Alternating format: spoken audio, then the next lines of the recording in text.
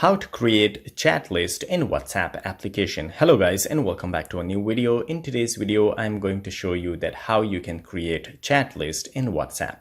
So without wasting any time, let's start our video. First thing you need to do is to open your WhatsApp application. As you can see on the top, you will see unread, favorites, groups. These are the chat list according to the description.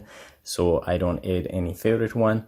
So if I want to create a chat list, so all you need to do is to tap on this plus sign. From here, you can name it. I will name it family. Just suppose it depends on your preference that what list you want to create and name it.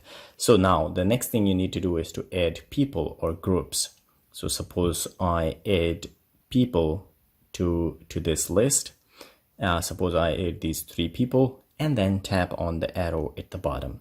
So once you tap on that one, now as you can see up there, you will find the family list. So if I tap on that one, so guys, as you can see now, these are the people included in the chat list with the name family. So you can create another chat list as well if you want. Just tap on the plus sign and you can create another chat list. So guys, this is all it takes to create a chat list in WhatsApp. If you like the video, don't forget to subscribe. I will see you again in the next video. Till then, take care.